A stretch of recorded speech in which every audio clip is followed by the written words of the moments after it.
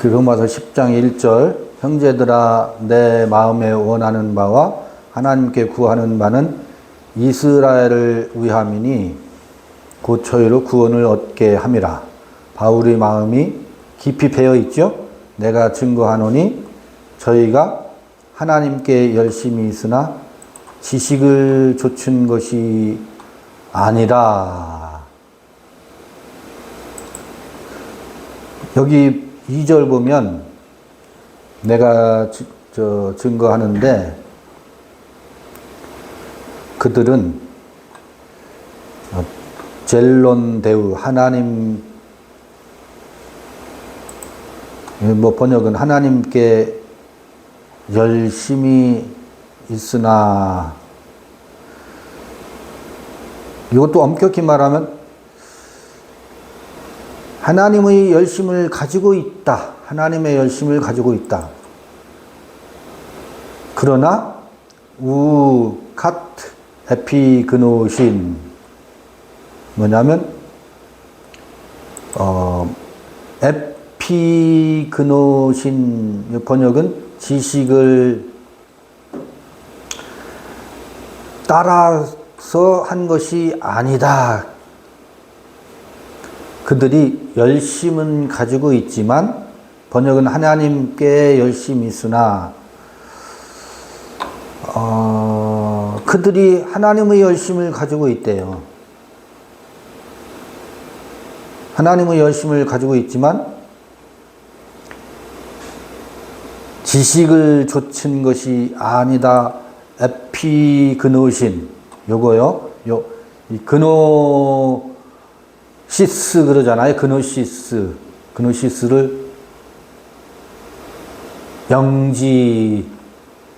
영적 지식이다. 근데 그 앞에 에피라는 전치사가 접두되어 있어요. 에피그노신이에요.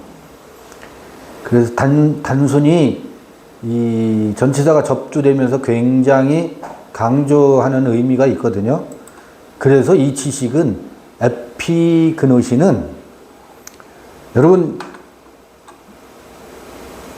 성서를 좀 더 깊이 읽으려면 이럴 적에 에피그노신을 검색을 한번 해보세요. 에피그노신을 다른 데서는 어떻게 번역되고 있는지를 슬쩍 찾아보면 어디는 로마서 1장 28절이네요. 로마서 1장 28절에는 그 에피그노세이를 마음에 두기를 싫어한다고 할 때 마음으로 번역했고, 이거 로마서에 많이 나오네요.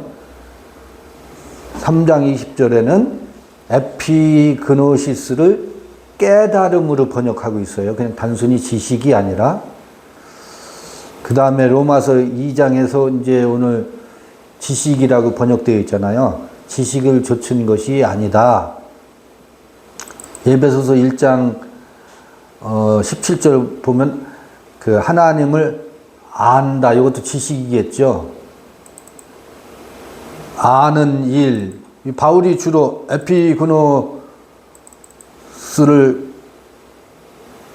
에피그노시스를 많이 쓰고 있는데, 골로새서 2장 2절 같은 데도 깨달음이라고 번역하고 있어요.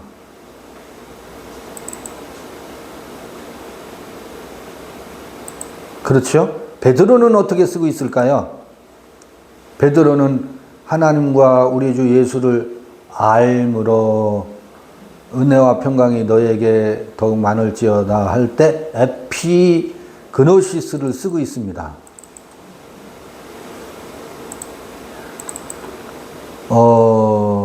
그래서 베드로 후서 2장 20절에도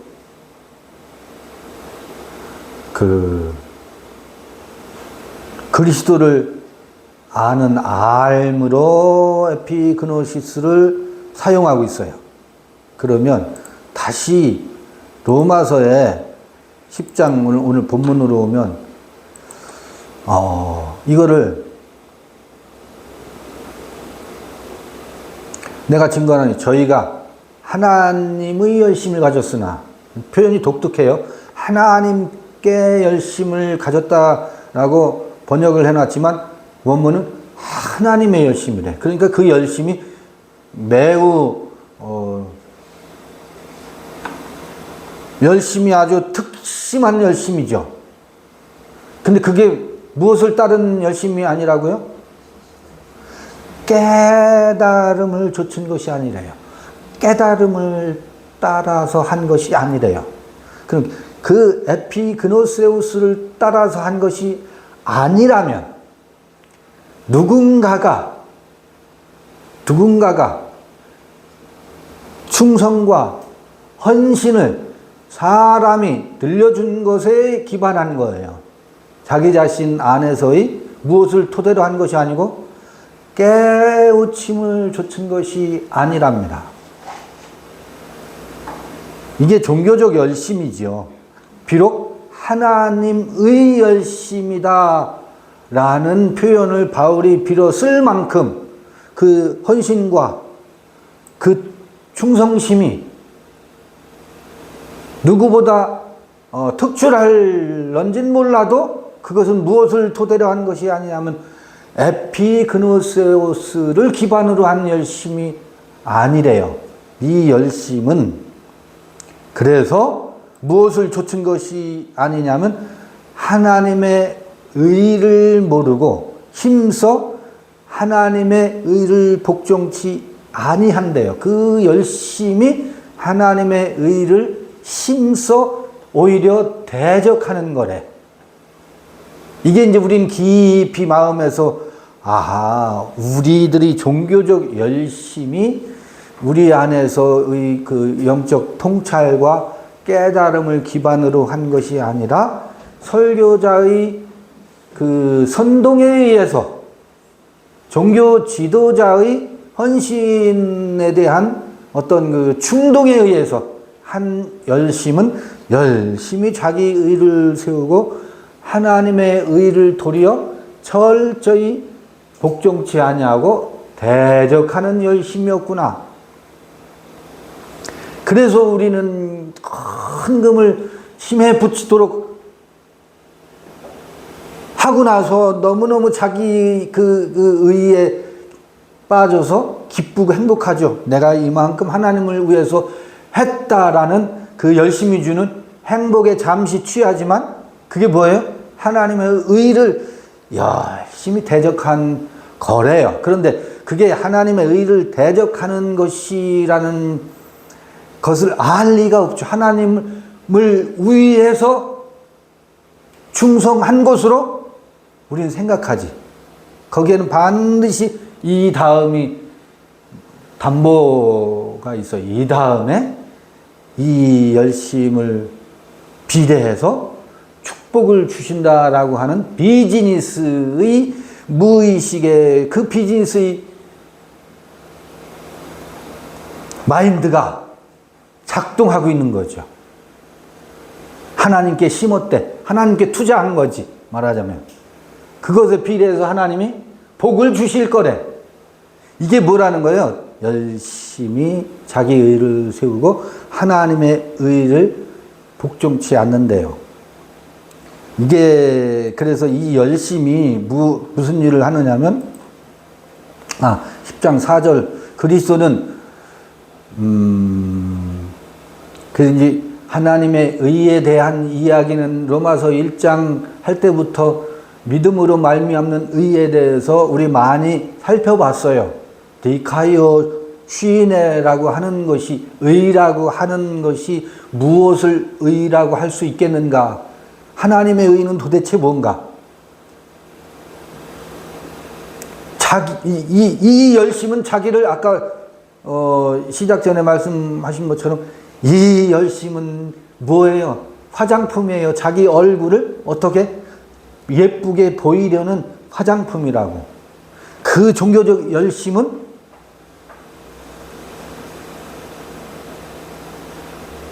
자기의 외모를 가꾸기 위한 멋들어진 이 무대 의상이에요. 무대 의상. 위선이고 나 아닌 나요.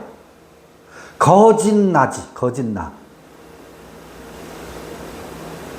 거짓 나는 우리는 그거를 나로 착각하는데 그건 나다운 나가 아니고 꾸며진 나예요. 내가 나의 열심으로 꾸며진 나이기 때문에 내가 그 꾸며진 나 속에 정작 본래의 나는 숨겨져 있고 오들오들 떨고 있어요. 거짓된 나 때문에. 내가 나로 드러나질 않지. 의라고 하는 것은 내가 나다운 것만이, 내가 나로 사는 것만이 나에게 뭐예요? 비로소 하나님의 의가 내게 찾아오는 것이거든. 이게 우리의 성서에서 끊임없이 말하는 의거든. 의는 누구와 비교해서 공평하냐 공평치 않느냐를 따지는 게 아니에요. 그 의 그 다음이 그 다음으로 꼽히느냐 아니냐지. 그런데 이 모든 종교적 열심이 자기를 감춰요. 자기답게 살지 못하게 해요. 타인에게 보이기 위하며 하나님에게 보이기 위함이어서 화장품이고 무대 의상이라니까. 누구에게 관객들을 즐겁게 하기 위한 꼭두각시 의상이라고. 이 종교적 열심은 그래서 어떻게 나타나냐면 그런데 모세가 기록하되 4절 그리스도는 모든 믿는 자에게 의를 이루기 위하여 율법의 마침이 된대요. 그리스도가 모든 믿는 자에게 의를 이루는 율법의 마침이 된대. 이게 무슨 말인가? 율법으로는 하나님의 의에 이르지 못한다라고 이 바울은 명확히 한다고. 율법은 또 연약하대. 연약하여 할 수 없는 그것을 그리스도가 한대. 그런데 그리스도가 어떻게 하신다는 말이지? 어떻게 그리스도가 율법의 마침이 된다는 말인가? 여기 보면은요, 10장 4절. 왜냐하면 텔로스 노무 크리스토스, 그리스도는 노무의 텔로스래요. 텔로스. 텔로스 여러분 많이 들어보셨죠? 에스카토스 종말이라고 그러잖아요. 텔로스는 끝이라는 말이거든. 목표라고도 하지요. 완성이에요. 절기로 말하면 수장절과 초막절을 지나서 수장절을 이루는 것이에요. 기름 부음이 그리스도가. 그게 절기의 완성이거든. 마침이거든. 그런데 여기서 그리스도가 뭐가 되어버렸냐면 또 다른 우상이 되어버렸어. 그래서 그리스도를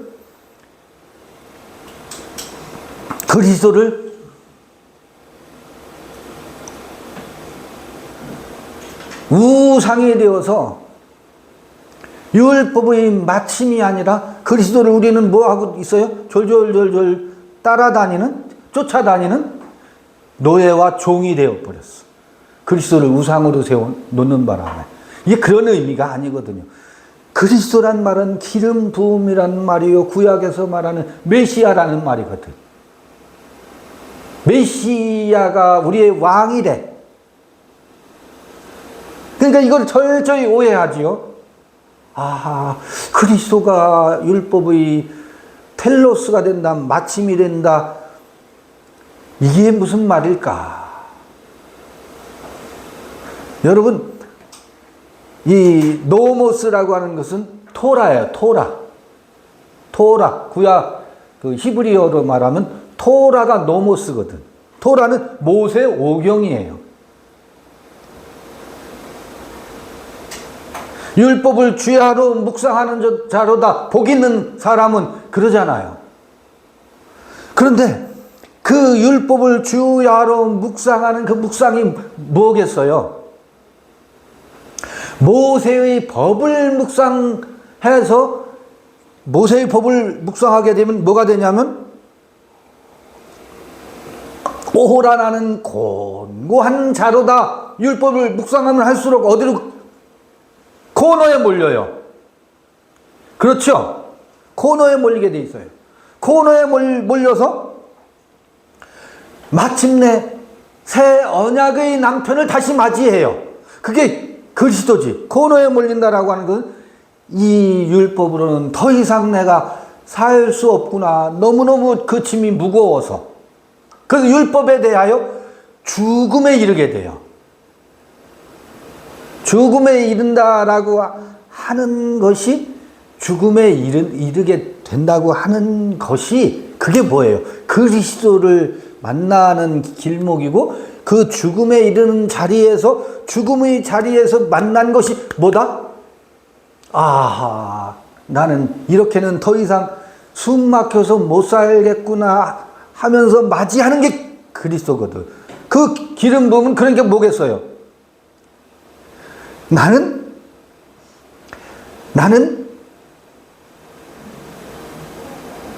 그 티끌과 먼지로소이다 이 고백에 이르는 거거든.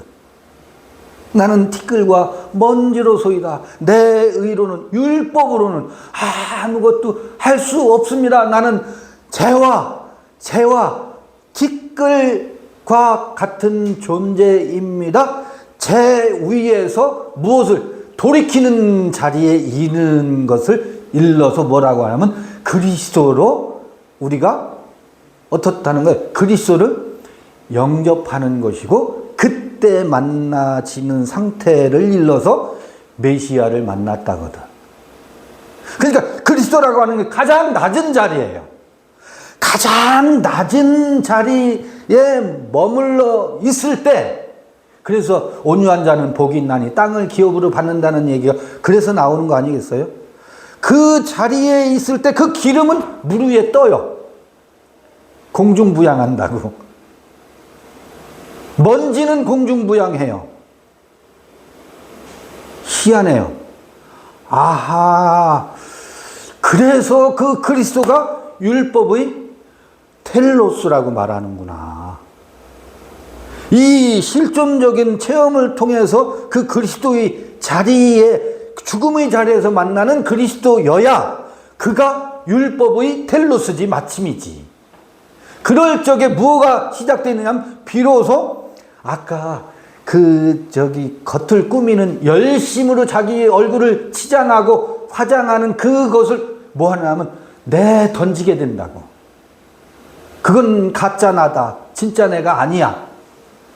그래서 그 그리스도의 자리에서 시작되는 이거를 부활이라고 하고 에크네크론 죽은 자로부터 새로운 생명의 숨결이 불어넣어진다. 그래서 내가 비로소 나로 시작되고 나로 드러나기에 그를 일러 뭐라고 하느냐면 내가 비로소 너다운 너의 모습으로 쿵 일어나는구나. 그 의가 이루어진다는 거예요.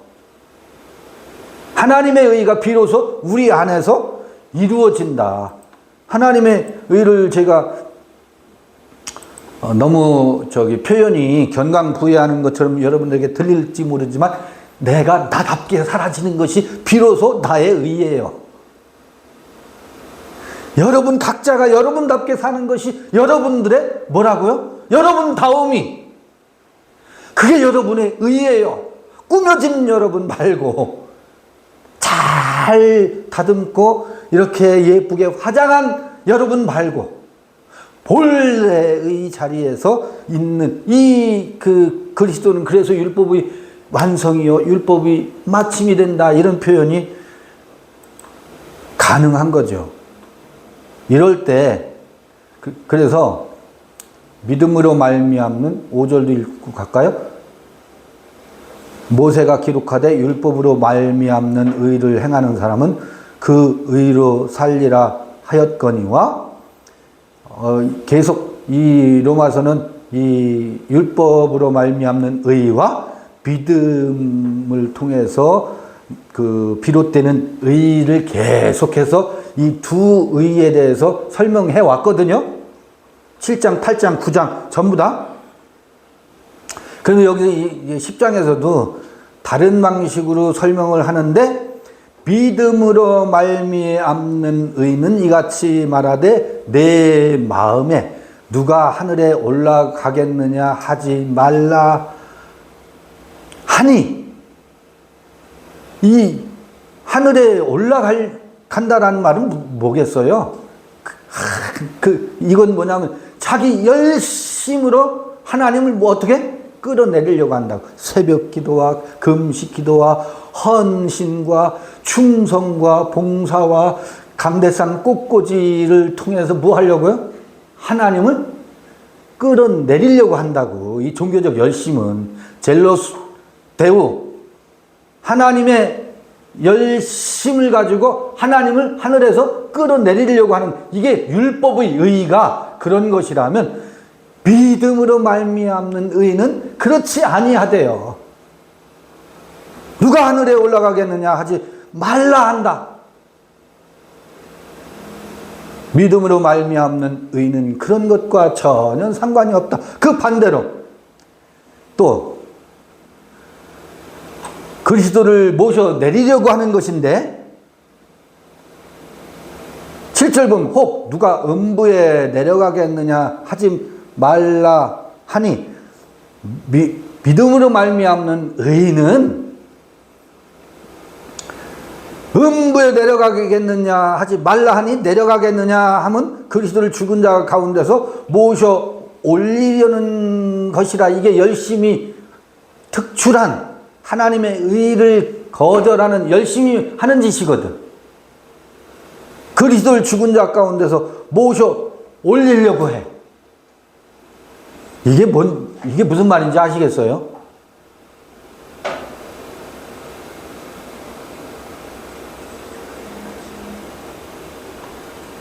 음부에 내려가겠느냐 하지 말라 하니, 내려가겠느냐 하면 그리스도를 죽은 자 가운데서 모셔 올리려는 것이라. 여러분, 이게 우리들이 열심히 해요. 이 7절도 옆에 있는 형제와 자매에게서 무엇을 우리는 보려고 해요? 그리스도를 어떻게 해요? 끌어올리려고 해. 그게 뭐예요? 전도의 열심이지. 전도의 열심이지. 여러분, 코스모스 봄에 꽃 피게 할 수 있어요? 개나리는 봄에 꽃이 활짝 폈어. 그러니까 자매, 그게 아니야. 자매에게서 무엇을 우리는 보고 싶어 해요? 꽃을 피우게 하고 싶거든. 그래서 어떻게 해요? 그 냉랭한 가슴을 어떻게 해요? 녹이려고 애를 쓰지. 그래서 거기서 뭐 하게 하려고? 개나리 꽃을 피우게 하려고. 그는 뭔데? 가을에 피워야 할 코스모스인데, 믿음은 그렇게 믿음으로 말미암는 의는 그런 짓을 하지 않는다는 거예요. 뭐 하겠어요? 그의 때에 맞게, 그의 시기에 피어나는 꽃을 뭐 하겠어요? 기다리지. 우리의 열심으로 억지로 그의 가슴에서 꽃을 피우게 하려고 애쓰지 않아요. 그것은 그를 학대하는 거예요. 그를 존중하지 않는 거라고. 믿음으로 기다려야지. 기다려줘야지. 죽은 자로부터 무엇을 하려? 그리스도를 살려내려고 해. 이게 왜 종교인들이 열심히 그 짓을 하거든요. 믿음으로 말미암는 의인은 음부에서 그리스도를 끌어올리려고 하지 않는데요. 위에서 모셔 내리려고 하지도 않고, 지옥에서 그리스도를 죽은 자로부터 살려내려고 하지도 않아요. 믿음으로 말미암는 의인은 그렇대요. 그러면 열심이 없어요, 거기는. 그 같은 열심이 없어요. 아까 그게 글을 일러서 하나님의 열심이라고 바울이 표현하고 있더라고요. 야, 이거 하나님의 열심을 방불하는구나. 그런데 봐보세요. 때가 되면 내 열심과 상관없이 봄에 꽃이 피고 여름에 꽃이 피고 가을에도 꽃이 펴요. 그때는 아무도 알 수가 없습니다. 이것은 나의 열심과 상관없이 그 안에 무엇이 생명의 에너지가 그 각자에게 무엇을 활짝 피게 해요? 꽃을 활짝 피게 하는 생명의 에너지, 그 흐름에 맡기죠. 이게 그리스도가 율법의 마침이 된 사람들에게 나타나는 자연스러움이라고 저는 보여집니다. 봐요. 그러면서 지금 바울은 무슨 얘기를 하고 싶어서 이런 얘기를 해 나갈까? 그러면 무엇을 말하느냐? 8절부터 무엇을 말하느냐? 말씀이 내게 가까워 내 입에 있으며 내 마음에 있다 하였으니 곧 우리가 전파하는 믿음의 말씀이라. 갑자기 하나님의 의와 사람의 의, 열심과 그 믿음으로 말미암는 의를 이야기하다가 그러면 무엇을 말하느냐? 그러니까 그리스도는 율법의 마침이라고 했잖아요. 그 그리스도는 무엇이겠느냐 하면서 말씀이 내게 가까워 내 입에 있으며래요. 여기서 말씀할 때는 레마로 표현하고 있어요. 레마로. 이게 8절이었죠? 8절. 알라티 레게 앵구스. 앵구스는 때가 가깝다 할 때 그 앵구스, 가까이 있다. 저기 요한계시록 1장 3절 때가 가깝다 할 때 그 가까이에 있다. 앵구스.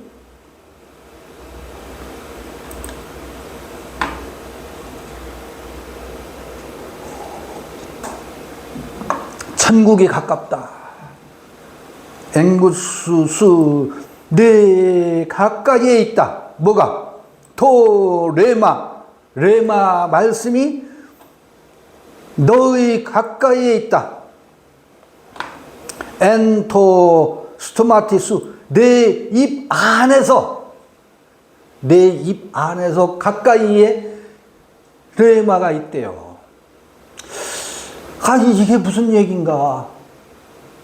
이게 하나님의 의와 또 율법의 마침인 그리스도와 이 내 입 안에 있는 레마가 무슨 연관이고 무슨 상관인가?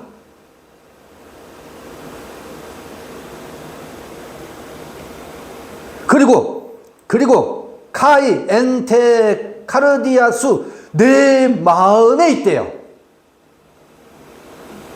내 입에 있고 내 마음에 있대. 뭐가? 레마가 내 입에 있고 내 마음에 있는데 가까이에 있대. 내 입과 내 마음에서 아직 뭐하고 콸콸 쏟아지고 있진 않지만 내 입에 있어. 내 마음에 있어. 앵구수 가까이에 있대. 아하, 이게 내 마음에 있고 내 입술에 있는 그 레마가 무엇을, 그게 믿음으로 말미암는 의를 이루는 너 자신이 뭐라는 거예요? 말이요? 그리스도의 말이라는 거구나.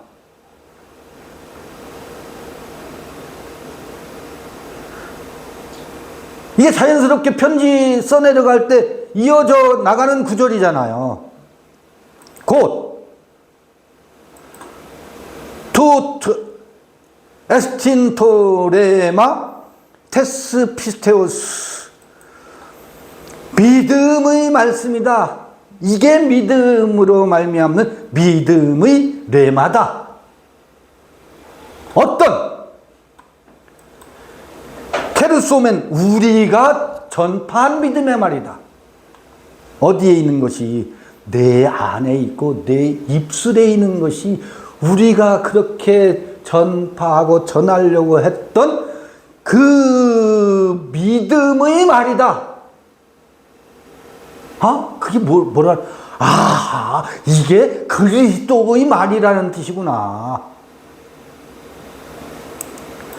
우리는 온갖 타자의 말에 선동되어서 자기 말을 잃어버리고 그 훌륭하신 목사님의 말씀에 우린 뭐해서 현혹되어서 그저 가스라이팅 되어서 끌려다니면서 열심을 냈었지. 그게 아니라는 거예요. 그 열심을 내려놓고 에피그노세우스, 깨달음을 쫓아서 깨달음을 따라서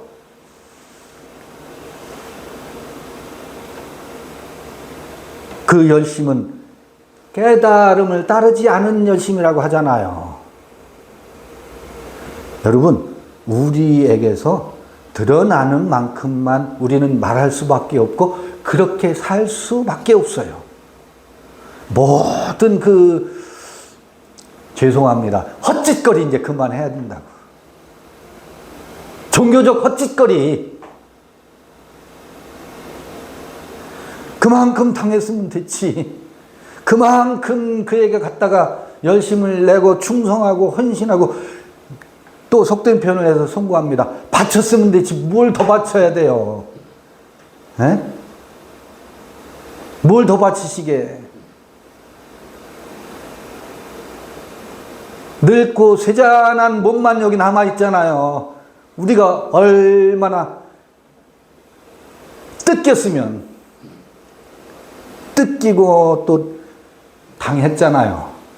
그러나 이 늙고 쇠잔한 몸만 남아있다 할지라도 그곳에서 시작되는 죽은 자로부터 시작되는 우리의 생명의 모습이 있다고요. 늙고 쇠잔한 이 겉의 나를 보지 말고 새로 시작되는 내 입에 있고 내 마음에 있는 믿음으로 믿음의 레마 에피그노세우스 깨달음을 따라 카타 에피그노세우스 깨달음을 쫓아서 솟아나는 생명의 큰 젤로스가 아니에요. 열심이라고 표현하기도 적절치 않은 생명의 에너지로 여러분들의 아름다움과 여러분들의 꽃을 피워내야 되지 않겠는가. 그러면서 하는 말이 유명한, 이게 너무 왜곡되어서 이걸 다시 한번 되짚어보는 거예요. 9절 보면 이게 너무너무 왜곡되어서 지금 사용되고 있죠. 내가 만일 내 입으로 예수를 주로 시인하며 또 하나님께 그를 죽은 자 가운데서 살리신 것을 내 마음에 믿으면 구원을 얻으리니, 이게 아주 이 교리적인 구절이 돼가지고 이게 지금 우리 이렇게 읽어오면 내가 만일 내 입으로 예수를 주로 시인하며 이게 무슨 뜻이겠어요? 예수는 우리의 주님이십니다. 나를 구원하신 구원자이십니다. 이 종교적인 고백을 하면 그를 죽은 자 가운데서 살리신 것을 내 마음에 믿으면 구원을 얻는다. 구원받기 위해서 예수는 우리 주님이십니다. 이 고백을 하는 형태로 지금 다 바뀌어 있잖아요. 종교 교리적 형태로 바뀌어 있었잖아요. 바뀌어버렸지요. 이 왜곡된 9절 10절을 바로 잡아야 돼요. 지금 편지를 읽어오면서 그 맥락에서 읽어야 되거든. 그러면 내가 만일 내 입으로 예수를 주로 시인한다는 말이 무슨 말일까? 그래서 우리는 구장할 때 예수란 말이 여호와라는 말이다. 예수란 말이 야훼는 구원이시란 말이다. 그런데 지금 여기 9절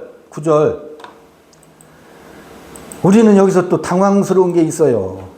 큐리온 예수냐, 이 큐리온 예수, 큐리오스란 말이 예수 앞에 달라붙어 있어요. 큐리오스란 말, 이건 이거 해명하고 넘어가야 될 부분이에요. 요건 좀 제가 설명을 필요로 해서 여기서 조금만 잠깐 공부를 한번 해보겠습니다. 큐리온 예수를 주로 호몰로게세스 시인한다는 말이 무슨 말이냐? 이 큐리오스란 말 때문에 요거 잠깐 화면에서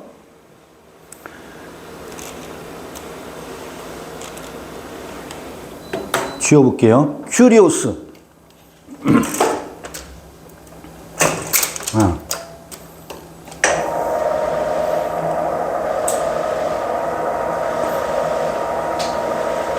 간단하게 설명을 드려볼게요. 예수를 큐리오스라고 신약에서는 큐리오스라고 그래요. 큐리오스. 이게 영어로 하면 로드란 말이죠. 주란 말이에요. 주인이라는 뜻이에요. 주인.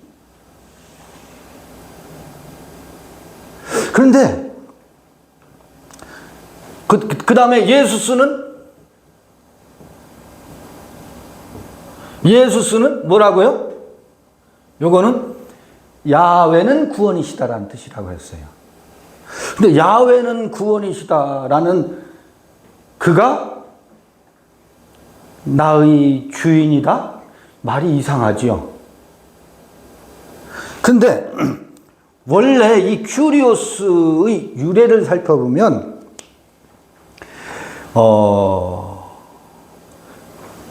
구약에는 요드해, 바브해, 야훼라는 말이 야훼, 엘로힘, 야훼, 엘로힘 그러잖아요. 야훼, 엘로힘. 그런데 이게 이 야훼라는 말이 이를테면 구약에서는 스룹바벨 성전을 짓죠. 바벨론에서 포로가 됐다가 귀환해서 와요. 귀환해 오면서 다시 옛날 가나안 땅으로 돌아올 때에 이 야훼 하나님만이 참 하나님이다라고 하는 이 사상이 너무너무 더 강화돼요. 강화되다가 보니까 그때부터 탄생하는 게 유대교가 탄생하는데, 이게 중간기에 생기는 유대교가 탄생하면서 야훼 하나님은 함부로 그 이름조차 불러서는 안 되는 하나님 중에 참 하나님이다 라고 하는 것이 유대교에 팽배해지게 됩니다. 그러면서 이 야훼 하나님의 이름을 부르는 것은 뭐 하는 거다? 하나님의 이름을 망령되이 부르는 것이다. 그래서 이름조차 불러서는 안 된다. 이런 것이 싹 터요. 그게 포로로 잡혀갔다가 귀환 후에 발생하는 일이거든. 이때로부터 이 이름은 불러서 함부로 이름조차 불러서는 안 된다라고 해서 이 이름을 그냥 하셴이란 말이 뭐예요? 그 이름, 야훼라는 그 이름으로 부르거나 아니면 아주 신성 네 글자다. 테트라그람마톤.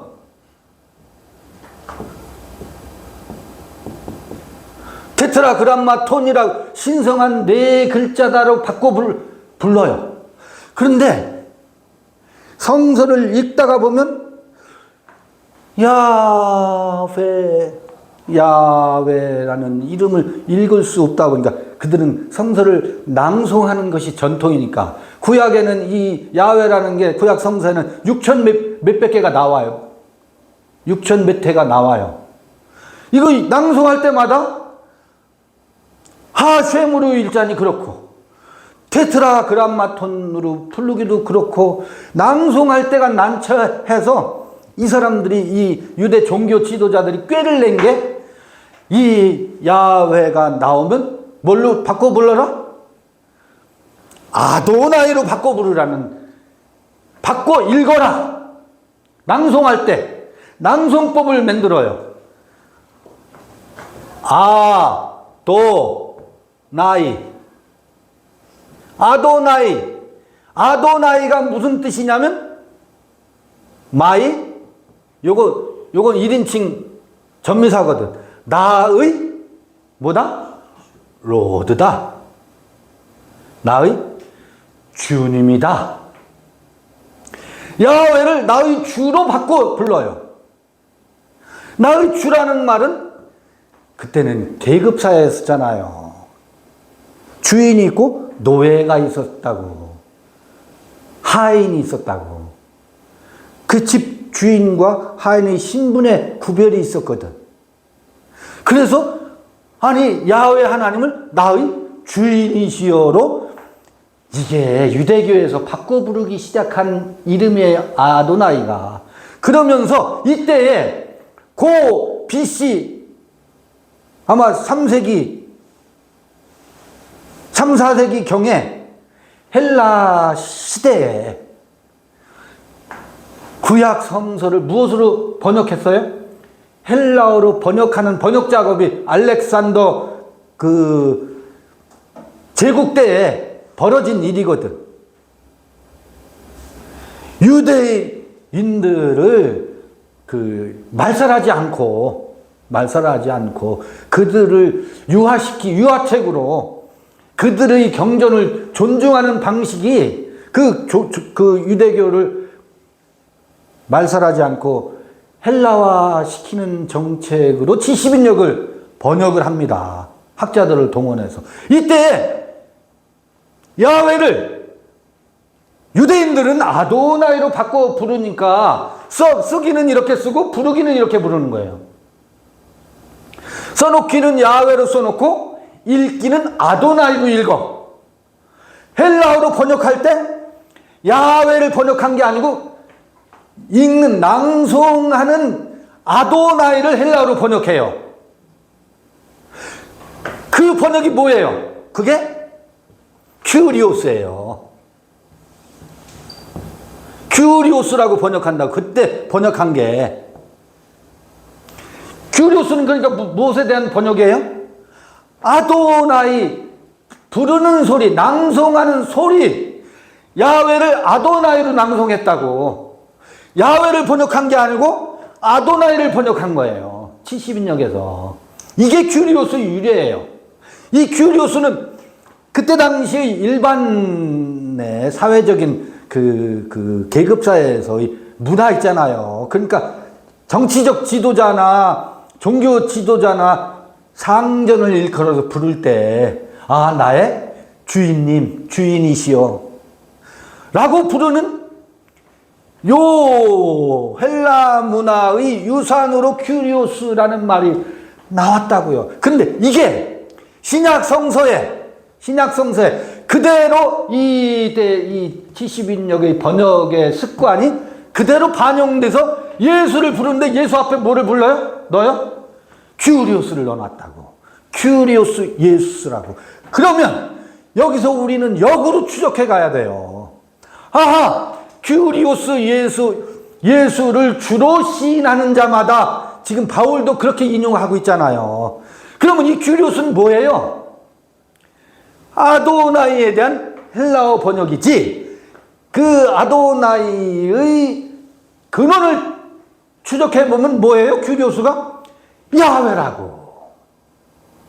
큐리오스는 야훼라고요. 신약성서에 야훼가 사라진 이유가, 야훼가 전부 큐리오스로 바뀐 거예요. 이런 과정을 거쳐서. 그러면 예수스 앞에 큐리오스라는 말이 붙어 있는데, 이것을 이 중간기 이전에 히브리인들의 본래 그 성서에서 말하려고 하는 것을 좇아서 이것을 다시 역추적해서 거슬러 올라가서 이 방식으로 하면 이게 무슨 뜻이에요? 야훼라는 뜻이에요. 예수를 무엇으로? 주로 시인하는 자마다를 이거를 여기 거슬러 올라가서 바꾸어서 번역을 한다면 이 바울도 여기에 이 문화에 갇혀 있는 거예요. 예수를 뭐로 시인하는 자마다? 야훼로 시인하는 자마다예요. 이 추적해서 올라가면. 그럼 예수를 야훼로 시인한다는 말이 뭐예요? 예수는 예수 이 자체가 야훼는 구원이시다라는 이름이거든. 그러니까 야훼는 구원이신 이 예수의 그가 추구하는 야훼는 구원이시다라고 하는 그 예수의 정신 앞에 야훼가 붙어 있잖아요. 큐리오스 예수를 주로 시인하는 자마다 예수를 무엇으로? 야훼로 시인하는 자마다가 이걸 추적해서 올라가면 그 근원에 이런 의미가 담겨져 있다고. 이게 신약 성서의 저는 치명적인 약점이라고 저는 이 히브리의 본래적인 히브리 사상이 헬라 사상으로 왜곡되면서 예수를 주인으로 여기다니. 이 주인으로 여긴다는 말이 뭐예요? 우상으로 삼는 거거든. 그러니까 우리는 이걸 다시 양파 껍질을 벗기듯이 벗겨보면 주인으로 여긴다라는 말이 아니라 예수가 그는 크다. 그는 크다. 나는 나다. 아하, 큐리오스의 무슨 뜻이 있다? 예수가 나는 나다를 전하는 그야말로 천사 중에 천사였구나, 메신저 중에 메신저였구나 라고 하는 것을 시인하는 자마다 예수야말로 내가 나인 것을 전하려고 그렇게 그의 정신에 그것이 그렇게 깊이 배어 있구나 라고 하는 것을 뭐 하는 이마다? 받아들이는 이마다. 이게 뭐냐면 이게 예수는 뭐다? 야훼다라고, 예수는 큐리오스다. 이거 한꺼풀 제가 벗겨본 거예요. 예수는 뭐다? 야훼다. 인 것을 뭐예요? 호모, 게오. 호모 뭐는? same, 같은, 동일한. 호모, 로게오. 내가 말하다. 내가 같은 말을 하는 것을 고백이라고, 시인이라고 말하거든. 그럼 예수는 야훼이십니다. 라고, 나도 예수는 야훼가 구원이시다라고 부르짖었던 그야말로 그는 그의 존재로 사신 분이다. 그러니 같은 말을 한다라는 말은 나도 나의 존재로 사는 것이 나다 라고 하는 이들마다 구원에 이른다는 거예요. 내가 나로 사는 삶에 마침내 당도하게 된다고. 이게 이 말의 참 의미라고요. 여러분이 여러분으로 사는 것이 여러분의 구원이지, 가짜 여러분에게서 진짜 여러분의 삶이 드러나는 것이 여러분 다음이 그게 뭐예요? 그걸 구원이라고 한다고. 그렇게 살지 못해서 우리는 늘 지치잖아요. 왜 힘드는데? 내가 나답게 나다운 모습으로 살질 못해. 남편 앞에서는 어떤 요조숙녀의 나로 갑자기 변신해. 아니면 그것에 대해서 내가 지쳐서 들이받아. 난 그렇게 살 수 없다고 남편한테 들이받지요. 들이받는 나와 또 남편의 그 요구에 맞춰주는 나. 이게 나다운 나냐고. 가짜 나지. 그것 때문에 우리 힘들고 지치잖아. 우리 삶이.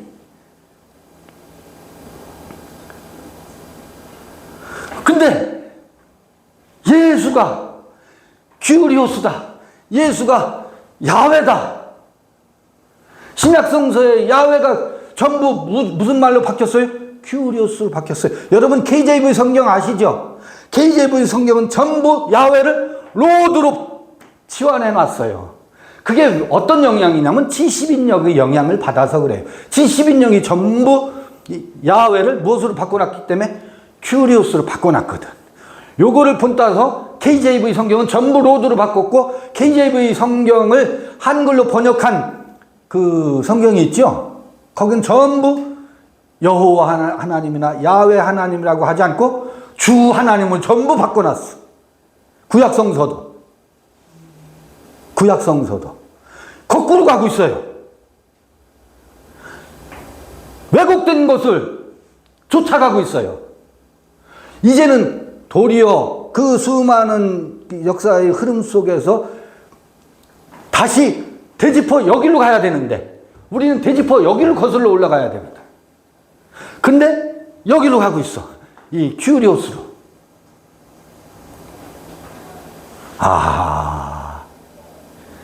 이런 것들이 숨어 있었구나. 이게 기묘한 음모지, 역사적 음모지, 예수를 우상으로 만들기 위한, 그 다음에 하나님을 전부 다 우상으로 만들어 놓는 이 유대교의 자기꾀에, 유대교의 함정에 유대교인들이 빠져 있는 거예요. 오늘 기독교가 유대교를 답습하고 있는 거고.